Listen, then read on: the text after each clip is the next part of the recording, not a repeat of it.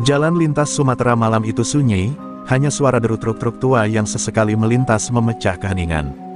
Namun dari kejauhan, suara raungan motor gede mulai menggema, seperti kawanan serigala yang lapar akan mangsa. Di bawah cahaya bulan yang muram, sekelompok pria dengan jaket kulit hitam melaju dengan kecepatan tinggi, meneror siapapun yang mereka salib. Di antara mereka, satu sosok paling mencolok, botak pelontos dengan tato api di tengkuk, dialah Andre Gundul, pemimpin geng motor macan liar, penguasa jalur ini. Di persimpangan Simpang Talang Akar, sebuah truk sayur yang dikemudikan pria paruh baya dihentikan secara brutal. Andre turun dari motornya, menendang pintu truk sambil mengacungkan rantai besi. "Mau lewat sini, bayar tol gue dulu," teriaknya, disambut tawa anggota lain. Sang sopir memohon, mengatakan hanya membawa sayur dari desa untuk pasar. Tapi belas kasihan tak dikenal di kamus macan liar, yang mereka tahu hanya kekuasaan dan ketakutan. Saat pria itu tak sanggup membayar, Andre meraih satu ikat sawi dan melemparkannya ke jalan sambil tertawa mengejek. "Ini buat makan babi," teriaknya. Seorang anggota lainnya menendang lampu depan truk hingga pecah, sementara yang lain mulai mencoret-coret bodi truk dengan piloks. Sopir itu hanya bisa pasrah, tangannya gemetar, tubuhnya membungkuk memeluk setir seolah minta perlindungan dari truknya sendiri. Tapi tak ada yang bisa menyelamatkannya malam itu. Aksi brutal mereka bukan hal baru. Sudah puluhan truk menjadi korban, muatan hilang, sopir babak belur, bahkan ada yang nyaris tewas. Jalan lintas ini bukan lagi jalur logistik, tapi medan kekuasaan geng motor. Polisi sudah beberapa kali coba menindak, tapi selalu kalah langkah.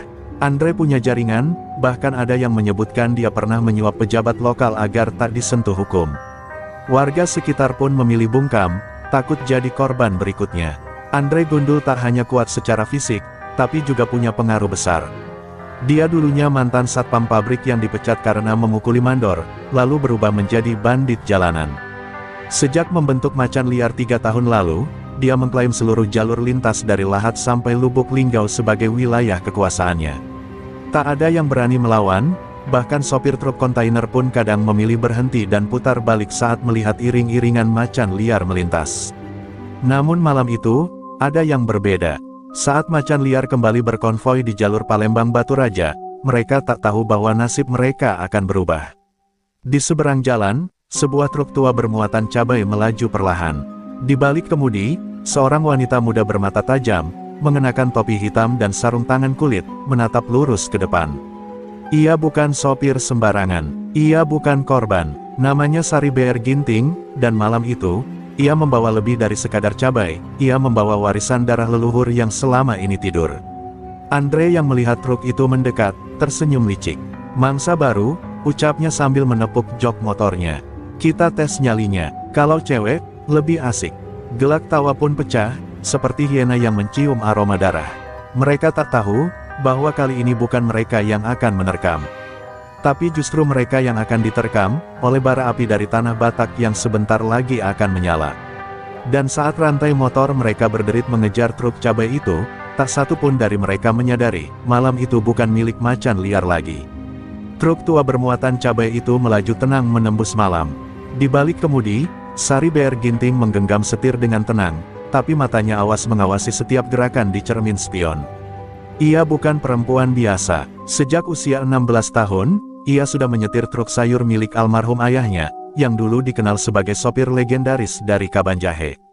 Tapi bukan hanya itu yang membuatnya berbeda, ia juga mewarisi ilmu dari garis darah Batak yang tak bisa diremehkan.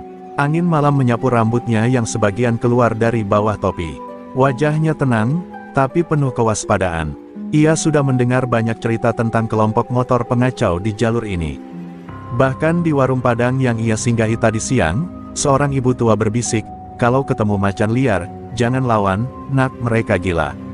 Tapi Sari hanya tersenyum saat itu, gila cuma bisa dikalahkan dengan keberanian dan doa opung.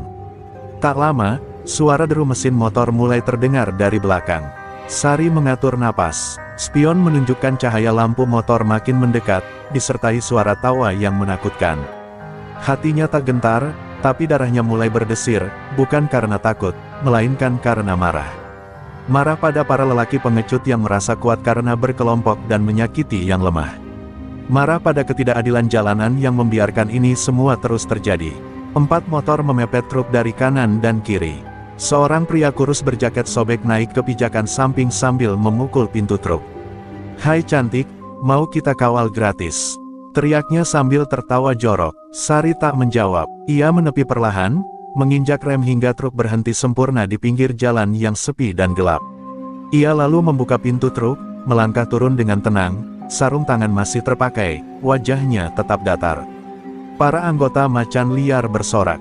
Mereka pikir mangsanya takut, tapi Sari berdiri di depan truknya seperti batu karang yang menantang ombak. "Siapa yang jadi jagoan di sini?" tanyanya tenang. Sejenak, mereka terdiam, terkejut mendengar nada suara yang tak goyah sedikitpun. Seorang pria besar dengan rantai di tangan maju ke depan. "Gua, kenapa? Mau minta ampun?" Sari tersenyum tipis. "Bagus, kau yang pertama." Seketika, tubuh pria besar itu terpelanting ke semak dengan satu gerakan cepat. Tendangan Sari meluncur seperti panah dari busur yang ditarik penuh. Semua terdiam, yang lain mengira pria itu terpeleset, tapi mereka segera sadar, ada kekuatan lain dalam gerakan wanita ini. Salah satu dari mereka mencoba menyerang dari belakang, tapi Sari memutar tubuh, menyikut rahangnya, dan pria itu pun ambruk mencium tanah. 3 orang tersisa kini berdiri dengan wajah pucat. Mereka tak lagi bersuara, tak lagi tertawa. Yang mereka lihat sekarang bukan perempuan biasa, tapi petarung sejati. Mata Sari kini menyalakan bara warisan tanah Batak yang mulai menyala dari dalam dirinya. Ia berdiri tegak, menarik napas dalam-dalam, dan bersiap jika masih ada yang ingin mencoba. Di kejauhan, Andre Gundul yang belum ikut turun dari motornya hanya bisa menyipitkan mata, mencoba menelaah siapa sebenarnya wanita itu. Tapi satu hal kini pasti, mereka telah mengganggu orang yang salah. Dan malam ini, mungkin menjadi malam terakhir macan liar menyebut jalan ini milik mereka. Suasana berubah mencekam. Para anggota macan liar yang tersisa mulai mundur perlahan, mencoba mengatur jarak dari Sari. Mereka tak lagi melihat seorang wanita sopir yang bisa disepelekan, melainkan sosok penuh misteri dengan ketenangan mematikan. Tubuh-tubuh teman mereka tergeletak, mengerang di atas tanah, sementara wanita itu masih berdiri tegak tanpa satu pun goresan. Di belakang mereka, Andre Gundul turun dari motornya, melepaskan helm dengan kesal. Wajah botaknya berkilat di bawah cahaya bulan. Andre berjalan pelan ke arah Sari, matanya menyorot tajam seperti ular yang hendak mematuk. "Hebat juga kau, cewek," katanya dengan suara dingin. "Tapi aku berbeda." Ia memutar rantai besi di tangannya, menciptakan suara mendesing yang membuat udara terasa lebih berat. Namun Sari tidak bergeming. Ia hanya menatap Andre, lalu menoleh sebentar ke arah truknya yang terdiam tenang, seolah berkata, "Kau boleh datang, tapi aku tak akan mundur." "Cabai." Andre mendekat, melihat ke dalam truk. "Cuma bawa cabai, tapi berani macam jagoan." Sari melangkah ke depan, menghalangi pandangannya. "Yang ku bawa bukan hanya cabai, tapi harga diri, dan kau baru saja menodainya." Suaranya tetap tenang, tapi menusuk seperti belati. Andre tertawa keras, namun tawanya seperti upaya menyembunyikan kegelisahan yang perlahan menyusup ke dalam hatinya. Tanpa aba-aba, Andre mengayunkan rantai ke arah kepala Sari. Tapi dalam sepersekian detik, tubuh Sari merunduk, lalu melompat ke samping dan memutar tubuhnya dengan tendangan memutar yang menghantam pergelangan tangan Andre. Rantai itu terlepas dan jatuh bergemerincing ke tanah. Wajah Andre memucat, menatap wanita di depannya yang kini bersiap kembali dalam kuda-kuda petarung. Pertarungan singkat pun pecah. Andre melancarkan serangan-serangan brutal, tapi Sari seperti bayangan, cepat, tepat, dan tak bisa disentuh. Beberapa kali pukulan Andre meleset, dan tiap kali itu terjadi, Sari membalas dengan serangan ringan tapi menyakitkan, siku ke dada, lutut ke paha, atau pukulan ke rahang. Andre mulai kewalahan, napasnya terengah, dan egonya mulai runtuh sedikit demi sedikit.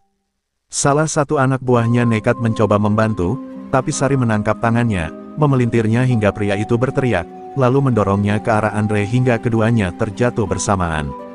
"Aku tak datang untuk bertarung," ucap Sari lirih sambil berdiri tegak. "Tapi aku tak akan lari kalau harga diriku diinjak." Kalimat itu menggema di telinga mereka, seperti palu godam yang menghantam keangkuhan. Andre bangkit perlahan dengan lutut gemetar, menatap wanita yang kini seperti bayangan dari masa lalu yang menyeramkan, bayangan dari cerita-cerita tua tentang para pejuang Batak yang bisa menaklukkan musuh tanpa senjata.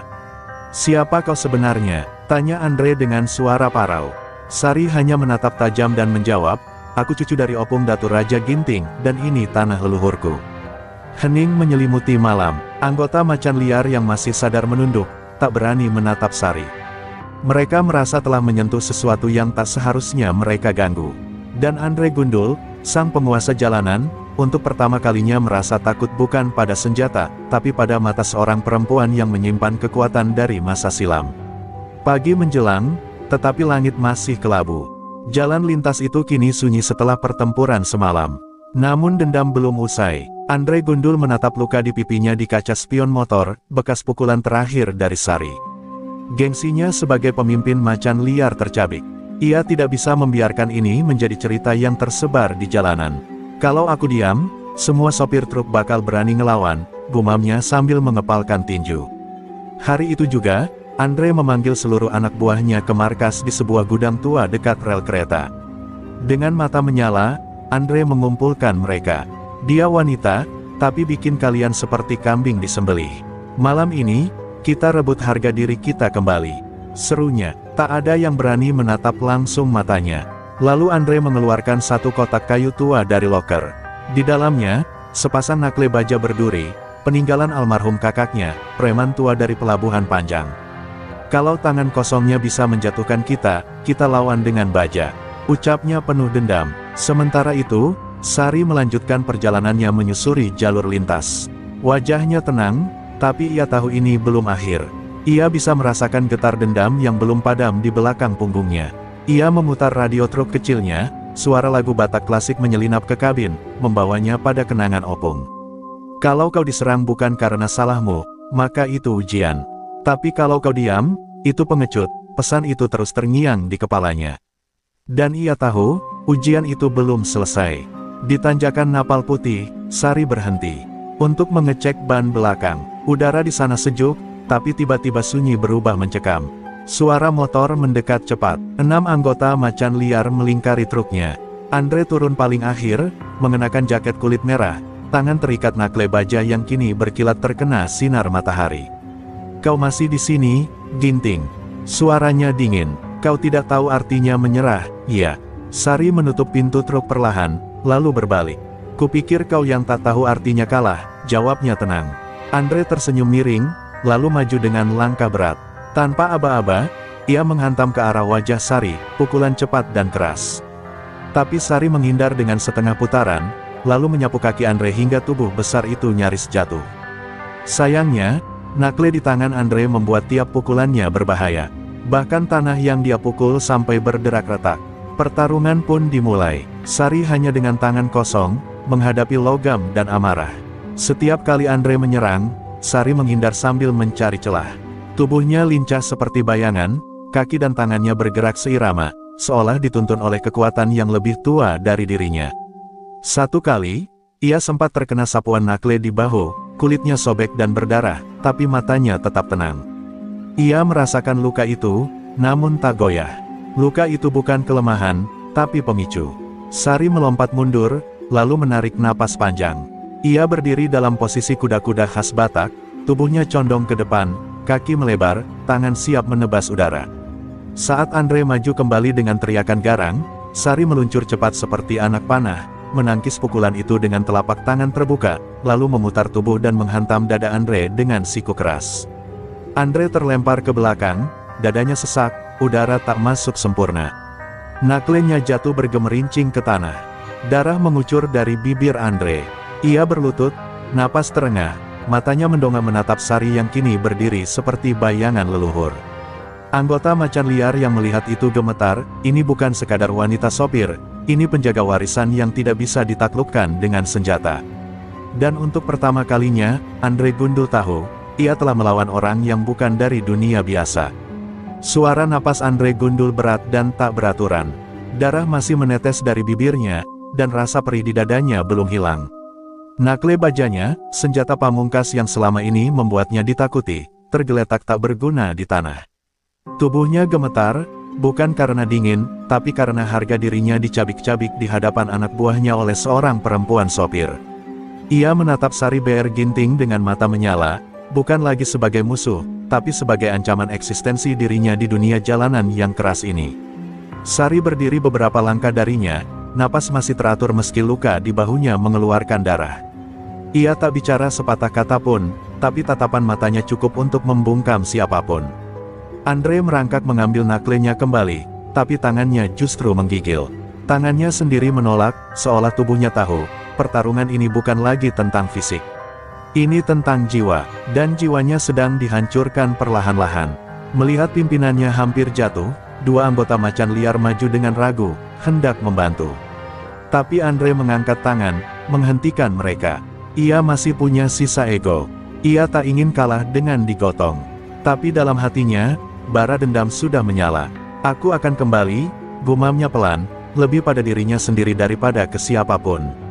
Lalu, dengan napas berat, ia berdiri dan menyeret langkahnya pergi, meninggalkan jejak darah dan harga diri yang hancur. Sari tidak mengejarnya. Ia tahu, pertarungan ini belum selesai. Ia hanya memberi pelajaran pertama. Ia kembali naik ke truk, menyalakan mesin, dan perlahan melaju meninggalkan lokasi pertarungan. Tapi saat ia menggenggam setir, ingatannya terputar kembali ke masa kecil, saat sang opung berdiri di depan rumah kayu mereka di Kabanjahe, mengajarkannya pernapasan, gerak langkah, dan filosofi, martabe, harga diri yang tak bisa dibeli atau direbut oleh siapapun. Sementara itu, Andre tak langsung pulang ke markas. Ia melaju ke sebuah rumah tua di pinggiran kota, rumah peninggalan kakaknya yang dulu juga seorang preman keras kepala. Di ruangan belakang, terdapat altar kecil dengan foto kakaknya dan benda-benda mistik yang selama ini hanya ia lihat tanpa menyentuh. Tapi malam ini berbeda. Dengan tangan berdarah, ia menyentuh benda-benda itu, berdoa dengan gumaman tak beraturan. Ajari aku, ilmu untuk menghancurkan dia, perempuan dari Kabanjahe itu. Rasa malu berubah menjadi kebencian membabi buta. Ia menyusun rencana balas dendam. Tapi bukan dengan kekuatan biasa, ia ingin menempuh jalur kelam yang selama ini ditinggalkan. Konon, kakaknya pernah mempelajari ilmu hitam untuk menaklukkan musuh. Ilmu yang ditinggalkan karena efeknya bisa menghancurkan jiwa pemiliknya sendiri. Tapi Andre sudah tidak peduli. Baginya, dunia ini milik yang kuat. Dan ia tidak rela dilenyapkan oleh cahaya warisan Batak yang melekat pada sosok Sari. Di sisi lain, kabar tentang pertarungan itu menyebar cepat. Video dari kamera ponsel salah satu warga yang diam-diam merekam saat Sari menjatuhkan Andre, mulai beredar di grup WhatsApp sopir lintas dan komunitas truk. Sopir truk wanita gebukin geng motor. Judulnya menarik perhatian, komentar bermunculan, pujian, dukungan, dan kekaguman. Tanpa ia sadari, Sari telah menjadi simbol baru, perlawanan kaum kecil terhadap para penindas jalanan. Namun di balik pujian itu, angin tenang belum tentu membawa damai. Di balik gelap malam yang mulai turun kembali, Andre Gundul bersumpah, malam dendam akan datang. Dan kali ini, ia akan datang bukan hanya dengan rantai atau nakle, tapi dengan kegelapan yang selama ini tersembunyi di lorong terdalam jiwanya. Langit Sumatera sore itu tampak muram, seolah tahu akan datangnya badai. Di jalur perbatasan antara Lahat dan Muara Enim, Andre Gundul berdiri diam di tengah jalan yang sepi, menatap lurus ke arah tikungan tempat truk-truk biasa melintas. Wajahnya tak lagi sekadar marah, matanya merah, kulitnya tampak pucat, dan ada aura dingin yang menyelimuti tubuhnya. Di kedua tangannya tergenggam rantai baja yang sudah dibalur abu dupa dan darah ayam hitam, bagian dari ritual kelam yang ia lakukan semalam. Dia akan lewat sini, dan malam ini, dia tidak akan pulang, ucap Andre pada dirinya sendiri. Di balik semak dan pohon sawit yang lebat, anak-anak buahnya sudah bersiaga. Mereka tak tahu pasti apa yang terjadi dengan Andre sejak semalam, tapi semua merasakan perubahan. Andre sekarang bukan hanya garang, ia seperti kerasukan sesuatu. Salah satu anak buahnya bahkan melihat Andre berbicara sendiri sambil tertawa kecil, mata kosong menatap langit. Tapi tak ada yang berani bertanya. Mereka semua tahu, siapapun yang melawan perintah Andre, akan dianggap sebagai musuh. Di sisi lain, truk cabai milik Sari melaju stabil. Radio memutar lagu Batak yang lembut, tapi perasaan Sari tidak tenang. Ia merasa seperti sedang dibuntuti oleh sesuatu yang tak terlihat. Udara di sekitar truknya terasa berat. Ia memperlambat laju kendaraan saat memasuki perbatasan, nalurinya berkata, ada sesuatu yang tidak beres. Ia menatap jalan kosong di depannya. Sepi, terlalu sepi untuk jalur yang biasanya ramai. Ini bukan sepi biasa, bisik hatinya. Tiba-tiba, dari balik tikungan, Andre muncul sendirian di tengah jalan. Sari menginjak rem perlahan, lalu berhenti. Mereka berhadapan dalam diam. Udara di sekitar mereka menegang. Andre tersenyum lebar, tapi senyumnya bukan senyum manusia normal. Aku sudah siap sekarang, katanya lirih. Kau pikir aku akan kalah 2 kali? Tidak, Ginting. Kali ini aku bawa sesuatu yang lebih dari sekadar dendam. Sari turun dari truknya. Ia bisa merasakan hawa panas bercampur dingin, seperti kabut gunung yang mengandung bisikan arwah. Sari menarik napas dalam-dalam, memejamkan mata, lalu menunduk menyentuh tanah. Dalam bahasa Batak, ia berbisik, tolong aku, Opung, bimbing langkahku. Saat ia membuka mata, aura tubuhnya berubah. Tenang, kokoh, seperti batu besar di tengah arus deras. Ia berdiri menghadap Andre tanpa rasa gentar. Andre melompat ke depan dengan kecepatan mengerikan, rantainya berputar menghantam ke arah leher Sari. Tapi tubuh Sari bergerak seperti asap, ia memiringkan bahu, lalu memutar tubuh dan menangkis rantai itu dengan lengan yang sudah dipenuhi tenaga dalam. Dentuman keras terdengar, seperti 2 logam beradu. Rantai itu mental ke samping, dan Andre terpental 2 langkah ke belakang. Tapi anehnya, Andre tertawa seperti orang kerasukan. Semakin kau melawan, semakin kuat yang ada dalam diriku. Teriak Andre. Sari kini mulai sadar, ini bukan lagi sekadar dendam manusia biasa. Andre telah membuka pintu ke kekuatan gelap yang bahkan bisa merusak jiwanya sendiri. Ia bukan hanya harus menang, tapi harus menyelamatkan jiwa Andre dari jalan kematian yang ia pilih. Dan satu-satunya cara adalah dengan membangkitkan seluruh kekuatan warisan Batak yang selama ini ia simpan, dan bertarung bukan hanya dengan tenaga, tapi dengan roh leluhur. Langit pun mulai menggelap meski belum malam. Angin berputar kencang, dedaunan berterbangan, dan 2 sosok itu berdiri saling berhadapan di jalur perbatasan, seperti 2 kutub yang siap meledak. Pertarungan sejati, baru saja dimulai. Petang turun cepat, seolah alam ikut gentar melihat pertarungan yang akan segera meledak. Hawa dingin menyelimuti jalan perbatasan, tapi tubuh Sari tetap tegap berdiri. Dari mata Andre, terpancar kegilaan yang bukan lagi manusiawi. Ia melangkah maju perlahan, rantai baja di tangannya mengeluarkan suara mendesis seperti ular. Tapi Sari tidak mundur. Di dalam dadanya, doa-doa Opung Ginting yang dulu diajarkan sejak kecil, kini bergetar seperti nyanyian roh. Ia tahu, saatnya telah tiba, untuk membangkitkan ilmu warisan tanah Batak yang disegel oleh leluhurnya sendiri. Dalam satu gerakan, Sari mencabut sehelai kain kecil yang diikat di pinggangnya, tali pusaka Opung yang hanya boleh dilepas saat nyawa dipertaruhkan. Ia menunduk, menyentuh tanah dengan 2 jari, lalu menyapukan tanah itu ke keningnya sambil merapal mantra kuno. Ompung nasolahilahi, parumaenmu meminta jalan. Jaga haminanku, jaga martabaku, bisikan itu bukan sekadar doa. Itu adalah panggilan jiwa leluhur. Dan ketika kalimat terakhir terucap, tubuh Sari seperti diselimuti angin hangat yang tak kasat mata. Andre tertawa keras melihat itu. Main ilmu sekarang, aku pun punya, lihat ini, teriaknya, lalu melingkarkan rantai ke tubuhnya sendiri. Saat itu juga, kulit Andre berubah gelap, matanya memerah, dan suaranya menjadi berat. Aku sudah memberi jiwaku demi kekuatan. Sekarang, kau akan merasakan neraka. Ia melompat tinggi, dan dalam sekejap, rantai menyambar ke arah Sari seperti kilat menyambar batang pohon. Tapi Sari kini bukan wanita biasa. Ia melompat ke samping dengan kelincahan luar biasa, tubuhnya bergerak seolah tak menyentuh tanah. Ia berbalik, lalu memukul ke arah udara, dan anehnya, angin dari pukulan itu menghantam dada Andre dan membuatnya terjungkal. Para anak buah Andre yang mengintip dari balik semak, menahan napas. Mereka tak pernah melihat pertarungan seperti ini.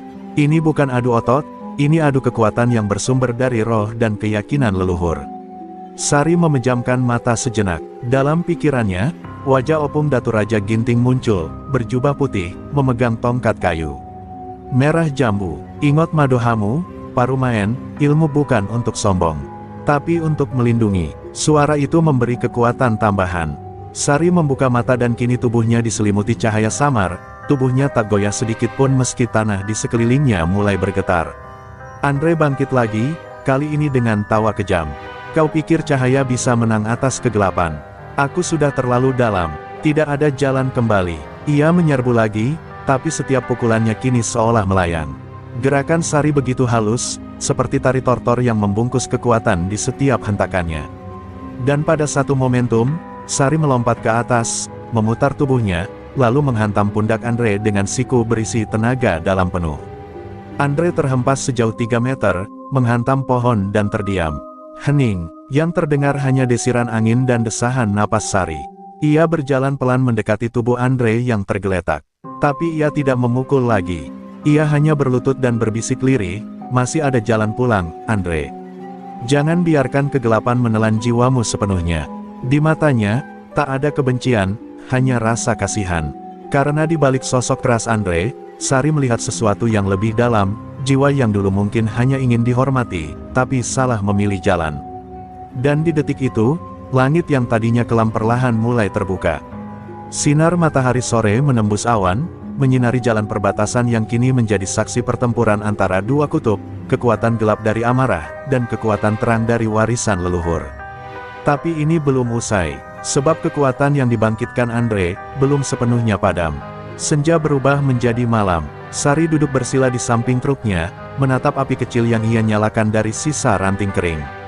Tubuhnya lelah, tapi jiwanya tetap tegak. Andre telah tumbang, namun ia tahu, ini bukan hanya tentang pertarungan hari ini.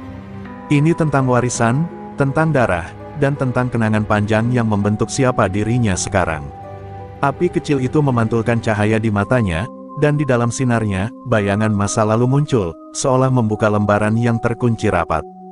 Dulu, saat usianya masih 8 tahun, Sari kecil sering duduk di pangkuan Sang Opung, Datu Raja Ginting, seorang lelaki tua berkain ulos, bersorban putih, dan bersuara berat seperti gemuruh dari perbukitan Tanah Karo. Ia bukan orang sembarangan. Di desanya, ia dikenal sebagai penjaga adat, pelindung kampung, dan pemilik ilmu Batak yang hanya diturunkan kepada mereka yang tulus dan tak haus kuasa. Setiap malam, Opung menceritakan kisah para pejuang Batak yang berperang bukan karena benci, tapi karena kehormatan dan martabat. Ilmu kita bukan untuk mencari musuh, Sari, tapi untuk menghentikan perang sebelum dimulai, kata Opung suatu malam, saat petir menyambar di luar rumah. Ia kemudian mengambil segenggam beras, menaburkannya ke dalam bara, dan mulai merapal mantra. Sari kecil yang memandangi itu semua, tak pernah takut, justru merasa damai. Setiap ucapan Opung seperti doa, setiap gerakannya seperti tarian langit. Jika suatu saat kau harus bertarung, jangan bertarung demi menang, tapi demi menjaga yang tak bisa dijaga oleh hukum manusia, ucapnya waktu itu. Tahun berganti, Sari tumbuh menjadi gadis muda. Tapi suatu hari, berita buruk datang. Opungnya dibunuh oleh orang-orang yang membenci adat, yang ingin menguasai tanah leluhur untuk tambang. Opung menolak menyerahkan hutan warisan, dan dibayar dengan nyawanya. Tak ada keadilan, tak ada tangisan yang cukup keras untuk menggugah hukum. Sejak hari itu, Sari bersumpah, ilmu Opung tidak akan mati bersama tubuhnya. Ia akan membawa warisan itu, kemanapun jalan hidup membawanya. Di malam pemakaman Opung, tubuh Sari kejang, dan ia seperti kerasukan. Para tetua menyaksikan langsung bagaimana ulos peninggalan Opung melilit tubuhnya sendiri, dan nyala api menari di sekelilingnya tanpa membakar apapun. Itulah saat pewarisan sejati terjadi. Roh Opung memilih dia, bisik salah satu dukun adat. Sejak hari itu, Sari tak lagi hanya seorang gadis. Ia adalah pewaris. Ia adalah penjaga. Namun hidup tak pernah mudah bagi orang seperti Sari. Ia harus meninggalkan kampung untuk menyelamatkan dirinya dari orang-orang yang masih mengincar warisan Opung. Ia bekerja dari satu tempat ke tempat lain, hingga akhirnya memilih profesi sebagai sopir truk. Dunia jalanan keras, tapi tidak sekeras luka di hatinya. Ia bertahan, membawa cabai dari Tanah Karo ke berbagai penjuru, seolah membawa pulang harum tanah leluhurnya di setiap perjalanan. Dan kini, setelah bertahun-tahun menyimpan ilmunya dalam diam, jalan raya memaksanya untuk membukanya kembali. Pertarungan dengan Andre bukan hanya tentang siapa yang lebih kuat, tapi tentang membuktikan bahwa warisan adat, ketika dijaga dengan benar, bisa menjadi benteng terakhir bagi rakyat kecil yang tak memiliki kekuasaan lain. Ia tak akan biarkan nama Opung Ginting hilang ditelan waktu dan kekerasan jalanan. Malam itu, di bawah langit Sumatera yang pekat, Sari menatap bintang sambil menggenggam tali pusaka yang kembali ia ikat di pinggangnya. "Opung, aku belum selesai. Masih ada yang harus kujaga," bisiknya pelan. Dan di kejauhan, angin berhembus lembut, seperti jawaban dari roh yang masih setia mengiringi langkah cucu perempuan terakhirnya. Pagi itu, kabut masih menggantung di jalanan ketika berita tersebar di kalangan sopir truk lintas Sumatera, Andre Gundul belum mati. Setelah pertarungan malam itu, tubuh Andre menghilang dari lokasi, dan sebagian orang mengira ia terluka parah lalu kabur. Tapi kenyataannya lebih mengerikan. Andre bangkit di tempat persembunyiannya, tubuhnya kini makin kurus, namun tatapannya jauh lebih tajam dan penuh kegelapan. Ia telah menyerahkan sebagian besar jiwanya pada kekuatan hitam yang ia bangkitkan. Dan dengan sisa nurani yang nyaris padam, ia menyebarkan satu tantangan kepada Sari, duel 1 lawan 1, di jembatan tua kayu ara, saat matahari jatuh. Sari menerima tantangan itu tanpa ragu. Ia tahu, jika ia menolak, Andre akan kembali membabi buta, menyerang sopir-sopir lain, atau bahkan warga tak bersalah. Pertarungan ini bukan lagi soal balas dendam. Ini tentang menghentikan kekacauan yang bisa menjalar lebih luas. Di dalam hatinya, ia bersiap. Tapi sebelum berangkat, Sari pergi ke hutan kecil di kaki Bukit Barisan, tempat makam Opung Ginting berada. Ia menunduk di depan pusara itu dan meletakkan sehelai ulos kecil. "Beri aku kekuatan terakhir, Opung. Kali ini, aku mungkin tak pulang." Sore menjelang, langit tampak merah seperti menyimpan firasat buruk. Di atas jembatan tua kayu ara yang sudah lama tak dilintasi kendaraan berat, Andre sudah berdiri dengan rantai besar melilit di pinggangnya. Matanya memerah, wajahnya seperti bukan manusia lagi. Di bawah kulitnya tampak urat-urat hitam menjalar, hasil dari ritual gelap yang mengikat jiwanya pada kekuatan kematian. Saat Sari muncul dari balik tanjakan, Andre tersenyum, tapi senyuman itu membuat udara sekitar menjadi dingin. Mereka berdiri saling berhadapan di tengah jembatan. Tak ada kata sapaan, tak ada kompromi, hanya tatapan mata yang saling menantang. Andre melangkah lebih dulu. "Kau yang memaksa ini terjadi," katanya dengan suara berat seperti dua suara bertumpuk. Sari menarik napas pelan, lalu menjawab, "Tidak. Kau yang memilih jalan gelap, Andre. Aku hanya berjalan dalam terang yang diwariskan padaku." Angin berdesir pelan, membawa suara sungai di bawah jembatan yang bergemuruh seperti menanti tumbal. Andre menyerang duluan, dan serangannya kali ini sangat berbeda. Kecepatan dan kekuatannya bukan lagi milik manusia biasa. Pukulan pertama membuat papan, jembatan retak, dan Sari nyaris terpental. Tapi ia tetap berdiri, menahan getaran tubuhnya dengan kekuatan napas leluhur. Ia tahu, pertarungan ini bukan soal siapa yang paling kuat, tapi siapa yang paling siap mengorbankan diri demi kebenaran. Ia menghindar, berputar, dan mulai mengaktifkan langkah roh, jurus peninggalan Opung yang hanya bisa digunakan sekali dalam hidup. Dalam sekejap, gerakan Sari melambat di mata orang biasa, namun di mata Andre, ia seperti menghilang dan muncul dari berbagai arah. Tubuh Sari seperti bayangan ulos yang menari di tengah matahari sore. Andre menyerang membabi buta, tapi semua pukulannya meleset. Dan ketika ia mulai panik, Sari menutup jarak dan menghantam dada Andre dengan telapak tangan terbuka. Suara gemuruh terdengar, dan tubuh Andre terpental ke tiang jembatan, rantainya terlepas dan terjatuh ke sungai. Andre berlutut, batuk darah, tapi masih tertawa. "Kau menang, secara kekuatan. Tapi aku, sudah bukan manusia lagi," teriaknya. Tiba-tiba, dari tubuh Andre, asap hitam pekat mulai muncul, membentuk bayangan besar yang menggeliat. Sari mundur, sadar bahwa Andre telah menyerahkan sisa jiwanya untuk membuka gerbang kegelapan terakhir. Ini bukan lagi duel fisik. Ini adalah pertempuran antara roh terang dan roh gelap, dan Sari harus memutuskan apakah ia akan bertarung, atau menyelamatkan sisa jiwa Andre yang tersisa sebelum terlambat. Di tengah jembatan tua yang mulai bergoyang dan retak, di bawah langit merah yang perlahan menutup, Sari berdiri sendiri, ditantang oleh kekuatan gelap yang belum pernah ia hadapi. Dan di dalam hatinya, satu suara terdengar sangat jelas, kekuatan Batak tidak hanya di tangan dan kaki, tapi di hati dan keberanian untuk memaafkan. Asap hitam dari tubuh Andre membumbung tinggi ke langit, menutupi matahari sore yang sekarat.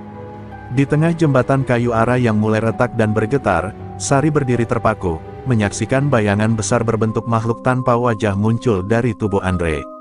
Sosok itu mengerang, menghisap udara di sekeliling, membuat dedaunan di pepohonan terangkat seperti disedot ke langit. Tubuh Andre perlahan terangkat ke udara, matanya terpejam, tapi wajahnya meringis menahan rasa sakit yang bukan berasal dari luka, melainkan dari jiwanya yang digerogoti oleh kegelapan yang ia lepaskan sendiri. Sari tahu, jika ia hanya bertarung dengan kekuatan fisik, maka malam ini Andre akan lenyap sebagai manusia. Ia menatap tali pusaka Opung Ginting di pinggangnya, lalu menariknya dan menggenggam erat di dada. Dalam sekejap, ia duduk bersila di tengah jembatan, memejamkan mata, dan mulai merapalkan mantra pemanggil roh leluhur. Angin berputar kencang di sekelilingnya, rambutnya terbang tak beraturan, dan tanah di bawahnya bergetar halus. Tapi jiwanya perlahan meninggalkan raganya, memasuki ruang lain, ruang batin, gerbang antara dunia manusia dan alam halimun. Dalam ruang gelap berwarna ungu kelam itu, Sari berdiri di padang luas tanpa ujung. Di hadapannya, Andre berdiri sendirian, tubuhnya terlilit rantai, matanya kosong.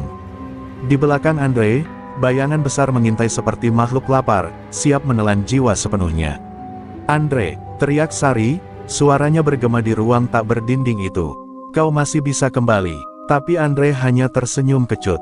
"Aku tak punya apa-apa lagi, Sari, tak ada jalan pulang bagi jiwa yang sudah kotor seperti ini." Sari melangkah maju, meski setiap langkah terasa berat seolah melawan pusaran lumpur. "Kau hanya kehilangan arah, tapi setiap orang bisa kembali, kalau dia mau dimaafkan." Kalimat itu membuat Andre terdiam. Ia menunduk, dan air mata jatuh dari matanya yang merah. "Aku hanya ingin dihormati, tapi dunia ini cuma tahu cara menginjak kita.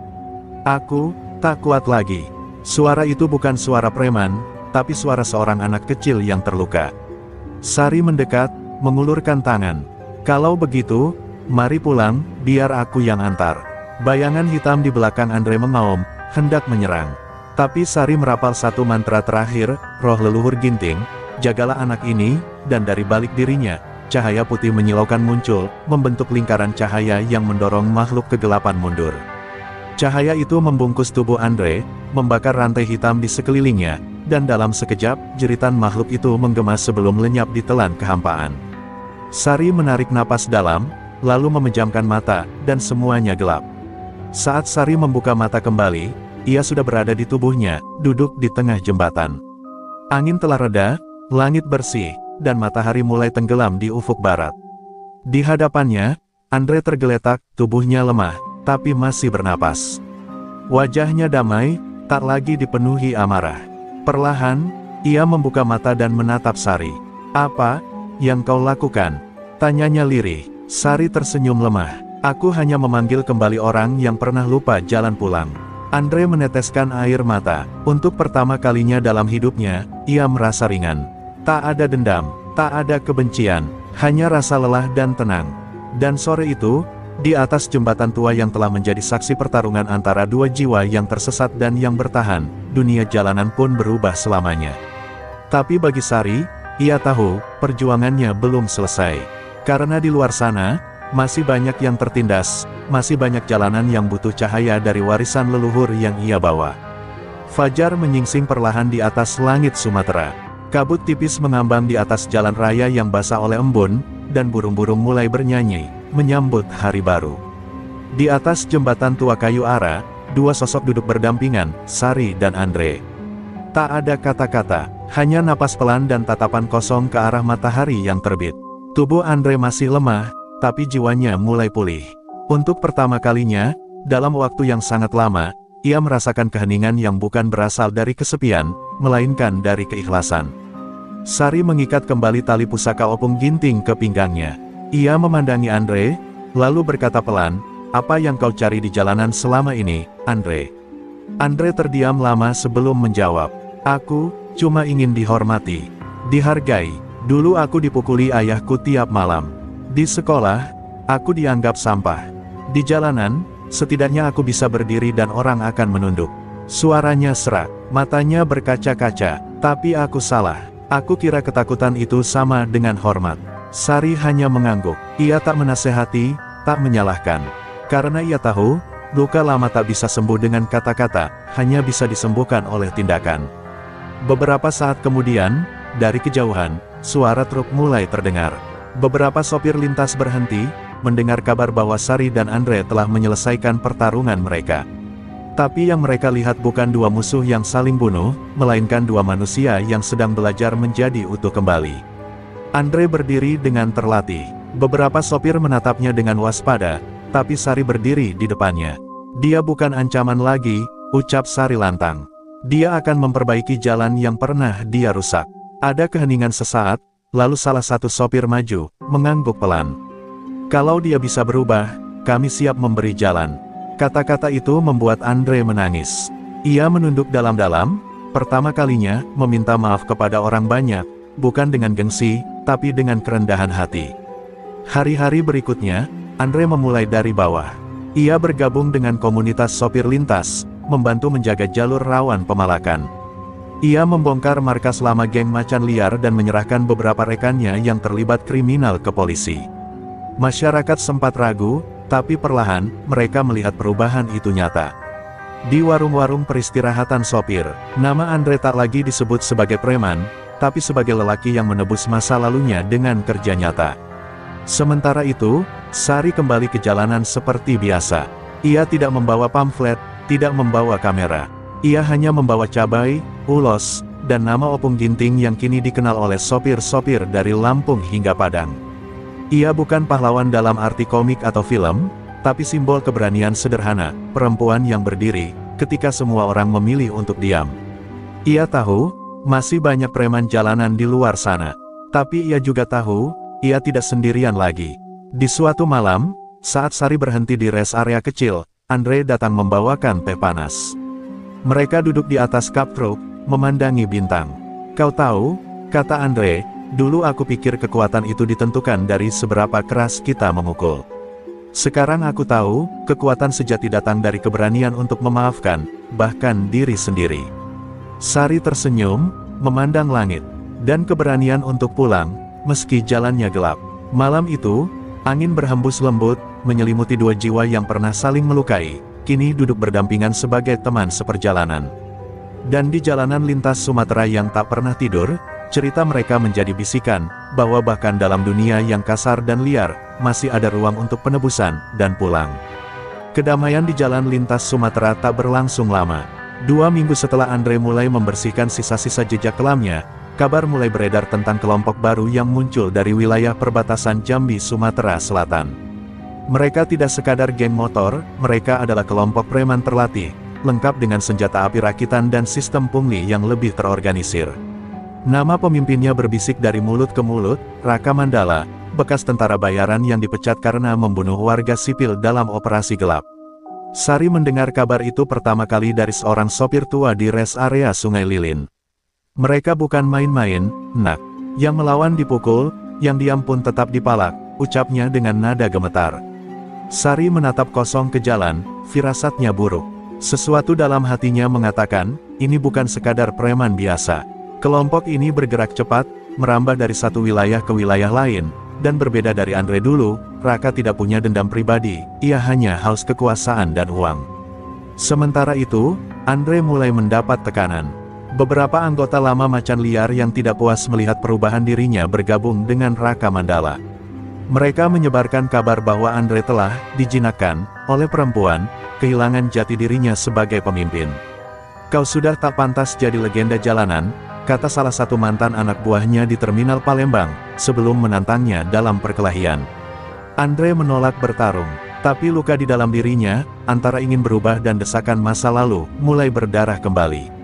Sari tahu, jika Andre jatuh lagi, bukan hanya dia yang hancur, tapi seluruh kepercayaan para sopir yang kini melihat mereka berdua sebagai simbol perubahan. Maka, ia mendatangi Andre malam itu, membawakan secangkir kopi pahit dan sebilah ulos kecil yang dulu pernah digunakan Opung Ginting untuk mengikat lengan prajurit. Kalau kau jatuh sekarang, Andre, bukan karena mereka yang menang, tapi karena kau berhenti percaya bahwa kau bisa berubah, ucap Sari tegas. Tatapan Andre menunduk, tapi matanya mulai berkaca. Beberapa hari kemudian, tragedi pun terjadi. Sebuah truk ekspedisi yang membawa hasil tani dari Medan ke Jakarta dicegat di jalur lintas Sarolangun. Sopirnya ditemukan terkapar, dan muatannya dibakar di pinggir jalan. Di bekas bak truk, tertulis pesan dengan cat semprot merah, siapapun yang tidak bayar, akan jadi korban. Raka berkuasa di sini. Kejadian itu membuat gempar. Para sopir mulai ketakutan lagi, sebagian memilih berhenti beroperasi. Jalan lintas kembali dikuasai teror. Sari tahu, saatnya bertindak. Tapi kali ini ia tak bisa sendiri. Ia mendatangi Andre, lalu berkata dengan nada rendah namun penuh ketegasan, "Kalau dulu kau melawan demi harga diri, sekarang lawanlah demi mereka yang tak punya kekuatan. Kita bukan lagi bayangan dari masa lalu. Kita adalah tameng bagi yang lemah." Andre menatapnya dalam-dalam, dan untuk pertama kalinya, ia mengangguk bukan sebagai preman, tapi sebagai lelaki yang memilih untuk menebus kesalahan dengan keberanian. Malam itu, di bengkel tua pinggir jalan yang dulu jadi markas macan liar, mereka berkumpul.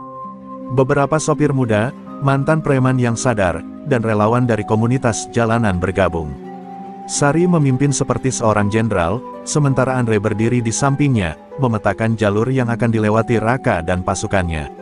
Mereka tidak punya senjata canggih, tapi mereka punya keyakinan. "Kita tak bisa menyelamatkan dunia," kata Sari pelan, "tapi kita bisa menyelamatkan jalanan ini, sejengkal demi sejengkal." Dan saat malam berganti menjadi dini hari, bayangan kendaraan-kendaraan berat mulai bergerak pelan dari titik-titik tersembunyi. Perlawanan rakyat jalanan akan dimulai, melawan penguasa baru yang lebih bengis dari sebelumnya. Fajar belum benar-benar merekah ketika suara raungan mesin truk dan motor mulai bergema dari berbagai arah. Jalur tengah lintas Sumatera yang biasanya sepi di dini hari itu, kini berubah menjadi medan tempur. Di bawah cahaya lampu-lampu remang dan kabut yang turun tipis, puluhan kendaraan berat telah diparkir menyilang di titik-titik strategis, memblokade jalur penyergapan kelompok Raka Mandala. Di tengah barisan, berdiri Sari dengan wajah dingin, memakai jaket kulit dan ulos di bahunya. Di sampingnya, Andre berdiri dengan rantai baja yang sudah karatan, bukan sebagai senjata, tapi sebagai simbol pengikat masa lalunya yang kini ia lawan. Tiba-tiba, dari arah selatan, terdengar suara bising belasan motor trail yang datang dengan cepat. Lampu sorot menyilaukan menerpa wajah-wajah sopir yang sudah siap. Di depan rombongan, tampak sosok tegap berjubah hitam, helm tertutup penuh. Ia adalah Raka Mandala, yang langsung turun dan menatap lurus ke arah barisan rakyat jalanan. "Siapa di antara kalian yang mau mati duluan?" Suaranya berat, kasar, dan tanpa rasa takut. Tapi tak satu pun dari mereka mundur. Sari melangkah maju, berdiri di tengah jalan. "Kami tak datang untuk mati, Raka. Tapi juga tak akan diam saat kalian menginjak-injak tanah ini." Raka tertawa keras. Lalu dengan satu isyarat tangan, anak buahnya menyerbu. Bentrokan pun pecah. Batu, kayu, rantai, bahkan helm dan besi bangku digunakan sebagai senjata. Suara benturan tubuh dan teriakan perih bercampur jadi satu. Andre bertarung habis-habisan melawan dua mantan anak buahnya yang kini berada di pihak lawan. Salah satu dari mereka memukulnya dengan besi, tapi Andre menahan dengan tangan kosong, lalu membantingnya ke tanah. "Dulu aku keras karena dendam. Sekarang aku keras karena harapan," teriaknya penuh semangat. Sari, di sisi lain, bergerak seperti bayangan. Ia melawan 4 orang sekaligus. Jurus-jurus warisan Batak yang diturunkan Opung Ginting mengalir dari tubuhnya dengan indah namun mematikan. Setiap gerakannya adalah gabungan antara ketegasan dan keanggunan. Ia menangkis serangan dengan siku, menendang dengan putaran yang sempurna, dan pada satu momen, menghantam dada lawan hingga mereka terpental ke dinding truk. Tapi ia tahu, pertarungan belum usai, karena musuh utama belum bergerak. Raka akhirnya maju sendiri ke tengah medan. Ia menantang Sari langsung. "Jadi kau perempuan yang katanya menaklukkan Andre. Sekarang buktikan di hadapanku." Dengan tangan kosong, Raka menyerang brutal. Ia bukan hanya kuat secara fisik, tapi jelas terlatih dalam taktik bertempur. Sari sempat terpukul di bahu, membuatnya mundur beberapa langkah. Tapi ia tak goyah. Dengan napas yang tenang dan mata tajam, ia menjawab, "Aku tak datang untuk menaklukkan. Aku datang untuk menghentikan yang tak bisa dikendalikan." Pertarungan mereka jadi pusat perhatian. Semua seolah berhenti, menyaksikan duel dua kekuatan besar. Raka menyerang dengan pukulan cepat dan brutal, tapi Sari mengimbanginya dengan ketenangan dan teknik tinggi. Dalam satu gerakan memutar, Sari menangkap lengan Raka dan menghantamkan tubuhnya ke kap truk. Dentuman keras menggema. Raka bangkit lagi, tapi kini terlihat goyah. Sari melangkah maju, darah menetes dari bibirnya, tapi suaranya tetap tenang. Berhenti, Raka. Tak ada yang menang dalam jalan yang kau pilih. Kau hanya akan kehilangan semuanya. Namun Raka malah tertawa. Aku tak punya apa-apa untuk hilang, teriaknya, lalu mencabut pisau dari balik pinggangnya. Semua orang terkejut, tapi sebelum ia bisa melancarkan serangan, Andre datang dari belakang dan memeluk tubuh Raka, menjatuhkannya ke tanah. Sudah cukup, jangan ulangi kesalahan yang pernah kulakukan, ujar Andre, napasnya berat. Pisau terlempar, dan Raka meraung keras seperti binatang yang kehilangan taring. Di detik itu, pertarungan pun berhenti. Para anak buah Raka melihat pimpinannya tersungkur, dan perlahan, satu persatu menjatuhkan senjata mereka. Di pagi yang dingin dan penuh luka, jalan lintas Sumatera kembali sunyi. Tapi kali ini, sunyi yang menenangkan. Sari berdiri di tengah jalan, memandang langit. Di wajahnya tak ada senyum kemenangan. Hanya napas lega, karena untuk sekali lagi, rakyat kecil tak tunduk pada ketakutan. Dan jalan raya, kembali menjadi milik semua orang. Pagi itu, jalan lintas Sumatera dipenuhi aroma tanah basah dan asap sisa pembakaran. Truk-truk yang semalam jadi benteng kini kembali menjadi saksi bisu dari sebuah perjuangan besar. Sari duduk di belakang truknya, memegangi lengannya yang dibalut kain. Luka di tubuhnya tak seberapa dibanding luka yang tertanam dalam batin. Kemenangan semalam bukanlah akhir yang indah, melainkan pintu ke babak baru, babak menanggung beban dari perang yang tak diinginkan, tapi terpaksa dihadapi. Beberapa sopir tampak mulai membenahi kendaraan mereka, sementara warga sekitar berdatangan membawa air dan obat-obatan. Di salah satu sudut, Andre duduk bersandar di ban bekas, wajahnya penuh lebam. Ia menatap ke tanah, tak berbicara sepatah kata pun. Sari mendekatinya dan meletakkan tangan di pundaknya. Kau menyelamatkan nyawa Raka semalam, katanya pelan. Andre menggeleng lemah, tapi aku juga menyaksikan berapa banyak orang yang terluka karena masa lalu yang kubangun. Suaranya seperti potongan kaca, tajam dan retak. Beberapa anak buah Raka yang ditangkap warga kini dibawa ke pos polisi terdekat. Tapi Sari memilih untuk tidak menyerahkan semua. Sebagian besar adalah anak muda tanggung, korban dari sistem yang menelantarkan mereka. Ia tahu, menyelesaikan masalah dengan membalas dendam hanya akan mengulang lingkaran gelap yang sama. Maka ia mendirikan satu tempat kecil di pinggir jalur, bekas bengkel tua yang kini disulap jadi pos ronda jalan raya, tempat persinggahan, pelatihan dasar mekanik, dan perlindungan sopir yang diserang. Namun tak semua orang setuju. Ada suara-suara sinis dari beberapa oknum aparat, bahkan sesama sopir yang menyebut Sari terlalu lunak.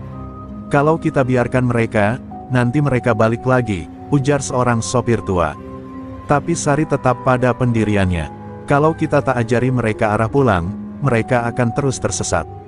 Kita harus jadi perhentian pertama, bukan pagar terakhir. Kata-katanya sederhana, tapi tajam seperti sembilu. Karena ia bicara dari luka, bukan dari ego.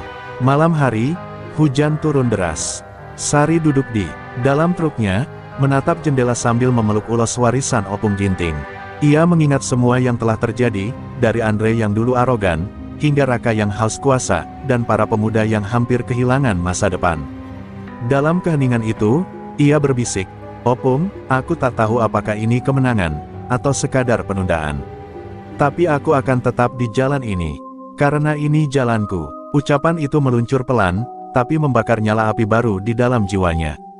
Di tempat lain, Andre duduk sendiri di warung kecil, memandangi tangan kasarnya. Ia memikirkan satu hal, bagaimana cara menebus yang tak bisa diperbaiki. Tapi saat seorang sopir muda datang dan berkata, Bang, boleh ajarin cara ganti oli? Andre hanya tersenyum kecil. Mungkin, ini caranya. Bukan lewat pidato, tapi lewat waktu, kerja keras, dan kehadiran. Bukan sebagai pahlawan, tapi sebagai manusia yang berani berubah. Dan di ujung malam, di jalan lintas yang kini tenang, sebuah mural kecil digambar di dinding rest area. Gambar seorang perempuan dengan ulos di bahunya, berdiri di depan truk. Di bawahnya tertulis kata, yang menjaga jalan. Tak semua orang tahu siapa dia. Tapi bagi mereka yang pernah lewat, yang pernah diselamatkan, atau pernah tersesat, mereka tahu. Sari bukan hanya sopir truk pembawa cabai. Dia adalah cahaya kecil di jalanan panjang yang sering tak punya penunjuk arah. Matahari terbit perlahan di ujung timur, membelah kabut pagi yang menggantung di atas jalan lintas Sumatera. Asap dari warung-warung kecil mulai mengepul, aroma kopi hitam dan gorengan menyambut para sopir yang kembali berani melintasi jalur yang dulu mereka takuti. Di antara deru mesin yang mulai kembali normal, sosok Sari tampak sedang mengikat muatan cabai di belakang truknya. Tangannya cekatan, tapi matanya menyapu jauh ke depan. Ia tahu, jalanan ini belum sepenuhnya aman, tapi setidaknya kini tak lagi sunyi dari harapan. Andre berdiri di kejauhan, bersandar pada tiang bendera kecil di depan pos ronda jalan raya yang kini resmi dijaga secara bergilir oleh para sopir muda. Ia bukan lagi pemimpin geng. Ia adalah penjaga diam-diam, pengingat bahwa bahkan manusia tergelap sekalipun bisa berubah jika diberi kesempatan. Beberapa pemuda yang dulu anggota Raka kini belajar bengkel darinya. Saat salah satu dari mereka salah pasang busi, Andre menepuk bahunya dan tersenyum, "Salah hari ini, besok jadi ilmu." Kalimat sederhana itu menjadi nyala kecil bagi mereka yang dulu nyaris tenggelam dalam dendam dan amarah. Sari menyalakan mesin truknya, raungannya pelan tapi kokoh. Ia menyusuri jalanan perlahan, menatap kiri kanan. Jalan ini bukan sekadar aspal. Ini adalah sungai hidup, tempat luka dan cerita mengalir bersama debu dan peluh. Di tengah jalan, seorang ibu tua mengangkat tangan meminta tumpangan. Sari berhenti, membuka pintu. "Ke pasar, Bu." Ibu itu tersenyum. "Iya, Nak," kata orang, "kalau ikut truk ini, selamat sampai tujuan." Sari hanya tersenyum kecil. Ia tak menjawab, karena kebaikan tak butuh pengakuan. Di belakang, Andre dan beberapa sopir lain melambaikan tangan. Mereka tahu, Sari akan kembali, entah kapan, entah dari mana. Tapi jalan raya selalu membawanya kembali ke tempat-tempat yang butuh dilindungi. Jalanan akan selalu melahirkan bahaya baru, keserakahan baru, wajah-wajah baru dari kekerasan. Tapi selama masih ada satu saja orang yang berani berdiri, kegelapan tak akan pernah menang sepenuhnya. Saat melewati hutan kecil di tikungan Sungai Are, Sari memperlambat laju truk. Ia menatap pepohonan, mendengar desir angin. Dalam hening itu, ia merasa kehadiran Opung Ginting. Bukan dalam wujud, tapi dalam kekuatan hati yang terus menyala. Ia menggenggam ulos kecil yang kini tergantung di kaca spion truk. "Aku belum selesai, Opung. Tapi aku tidak sendiri." Kalimat itu seperti doa, seperti janji yang tak akan pernah ditepiskan oleh waktu. Beberapa kilometer ke depan, sekelompok anak muda terlihat berkumpul di pinggir jalan, mendorong motor yang mogok. Sari berhenti, turun, dan membantu tanpa banyak bicara. Salah satu dari mereka bertanya, "Mbak, kenapa mau bantu kami?" Sari hanya tersenyum dan menjawab, "Karena dulu, ada yang memilih membantu aku, saat aku juga hampir berhenti." Anak-anak muda itu terdiam, dan dari tatapan mereka, lahirlah rasa hormat yang tak bisa dibeli. Truk Sari kembali melaju, perlahan hilang di antara kabut yang mulai naik. Di belakangnya, jalan lintas Sumatera membentang panjang, tak berujung. Dan di sanalah tempatnya, di balik kemudi, di antara suara klakson dan debu, menyusuri jalan yang tak pernah benar-benar usai. Karena bagi Sari, perjuangan bukan tentang akhir, tapi tentang terus memilih berjalan, meski tak ada yang melihat.